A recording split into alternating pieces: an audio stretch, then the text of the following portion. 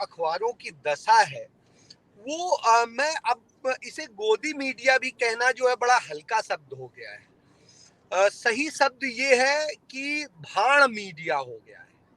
सरकार की तरफ से जो बना के शायद भेज दिया जाता है वही दिखा देना, वही कह देना और वही सब कुछ लगता है कि वही एक सत्य है।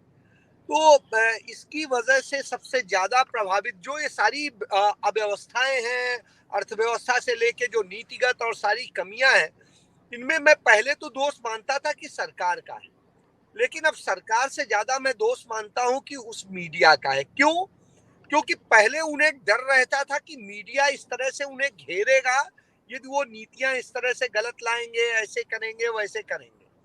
आज उन्हें ये है कि मीडिया तो जो हम चाहेंगे वही करेगा और जो भी हमें हमें नीति जिसके भी हिसाब से बनानी है या जिसके प्रॉफिट के हिसाब से बनानी है वो होता है।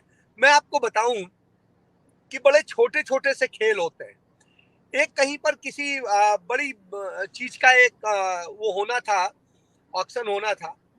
उस बड़ी तो हिंदुस्तान की एक बड़ी कंपनी के लोग उस मिनिस्टर के साथ में मीटिंग करते हैं और कहते हैं कि साहब कुछ नहीं करना है, आपकी अपनी जो बिड की शर्तें हैं इसमें ये एक लाइन जोड़ दीजिएगा। लोगों को लगेगा हाँ आप अच्छा, आप स्वदेशी के लिए काम कर रहे हैं, आप भारत के लिए काम कर रहे हैं। और उस एक लाइन पे क्या हुआ कि ग्लोबल टेंडर ग्लोबल रही नहीं गया। वो टेंडर बेसिकली लोकल उन्हीं को फोकस हो गया क्योंकि उस चीज में उन्हीं के पास में वो चीजें थी और मजबूरन उन्हें देना पड़ा। अब वो जो मैं बता रहा हूं ये पोर्ट से संबंधित मसला है। अब किसके पास पोर्ट के ठेके गए हैं सबको पता है और अशोक भाई बताएंगे कि सारे पोर्ट धीरे धीरे देश में किसके पास जा रहे हैं। तो ये तरीके होते हैं और इन्हीं के कारण क्या होता है वो कंपटीशन खत्म हो जाता है और कुछ चंद पूंजीपति सारी मोनोपोली कर लेते हैं और वो कमा लेते हैं। क्यों? 1,002 करोड़ रुपया रोज जो है अदानी के पास आ रहा है। वजह साफ है कि पॉलिसीज उनके हिसाब से बन रही हैं और बन रही है वो फेवर कर रही है। प्रधानमंत्री ड्रोन को लेकर के बड़ा वो बताते हैं, जाके क्यों बताते हैं? क्योंकि ड्रोन में 50% जो है शेयर उधर चला जाता है। तो ये बहुत सारी चीजें ऐसी हैं कि पहली बार हिंदुस्तान के इतिहास में देखिए, आप पेटीएम में पहुंचे तो पेटीएम का प्रचार करता प्रधानमंत्री दिखाई देता है, जियो का प्रचार करता प्रधानमंत्री दिखाई देता है। और जब ये स्थिति होती तो हमारा प्रधानमंत्री क्या कंपनियों का प्रचारक है? वो कारपोरेट के लिए काम करता है। तो ये चीजें सामने आ जाती हैं।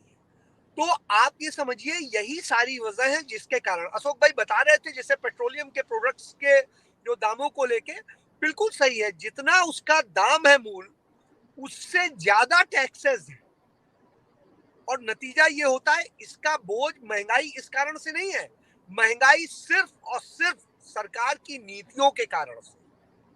और भारत में जो आर्थिक बर्बादी का दौर है, मैं आपको एक चीज बताऊं, आप देखिए 53 पॉइंट समथिंग लाख करोड़ रुपए का कर्ज था भारत पे और हमारे इकोनॉमिस्ट बैठे हुए हैं बताएंगे कि आज 130 करोड़ के आसपास लाख करोड़ के आसपास पहुंच रहा है कर्ज भारत पे। तो 1947 से लेके 2014 तक कर्ज कितना हुआ? 53 पॉइंट समथिंग लाख करोड़। और 2014 के बाद क्या हो गया 2022 आते आते कि 130 करोड़ लाख करोड़ का कर्ज हो गया। तो आप ये समझिए कि इन हालत में आ गए, देश को आपने कर्जदार बना दिया। देश के ऊपर सुनिए जो आपका आरबीआई में और सब में फंड था वो फंड निकाला गया, बैंकों का से जो एनपीए था और सारी चीजें थी उन सब चीजों को लेके आपने जो माफ किया, कारपोरेट का 10.5 लाख करोड़ से अधिक का कर्ज माफ कर दिया। आप बताइए क्या आपकी जेब का पैसा था? तो ये सब चीजें ऐसी हैं, बहुत सारी चीजें कि एक तरफ हम डिफिसिट में हैं, एक तरफ दूसरी और समस्याएं हैं, दूसरे चीजों के लिए हम कर नहीं रहे हैं। एक बहुत अच्छी चीज कि याद होगा 2019 के चुनाव में राहुल गांधी ने एक वो किया था कि न्याय की बात की थी और उस न्याय में ये था कि पैसा जो है उपभोक्ता की जेब में डालिए आप। उससे क्या होना था, वो इकोनॉमी को बूस्ट करने वाला था। यदि आपकी जेब में अभी मान लीजिए कुछ पैसे आते हैं, तो आप तुरंत जो है मार्केट जाएंगी, सोचेंगी कि ये सामान हमें लाना था, चलो ले आते हैं। तो आप जाके उसे खरीदेंगी, जहां खरीदेंगी उस दुकान का काम बढ़ेगा, वहां से वो दुकान जो है उन प्रोडक्ट्स की मांग बढ़ रही है तो वो आगे उनको ऑर्डर देगा, तो सप्लायर ऑर्डर आपको ज्यादा देने के लिए वो जाएगा कहाँ, तीसरी जगह मैन्युफैक्चरर के पास।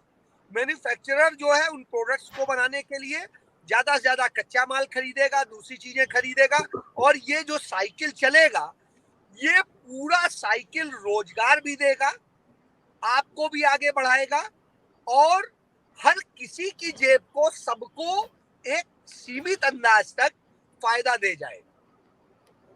तो ये एक थी, लेकिन ये थ्योरी इंटरनेशनल थ्योरी थी और उसको हमारे प्रधानमंत्री को समझ में नहीं आता, क्योंकि प्रधानमंत्री की बाकी योग्यता तो अशोक भाई सबसे बेहतर जानते हैं।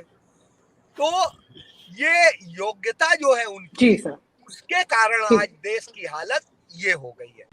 और आप हमसे जुड़े रहने के लिए सब्सक्राइब करें YouTube पर, फॉलो करें ट्विटर पर और लाइक करें Facebook पर। और ज्यादा जानकारी के लिए आपको टाइप करना होगा सिर्फ न्यूज़ नशा।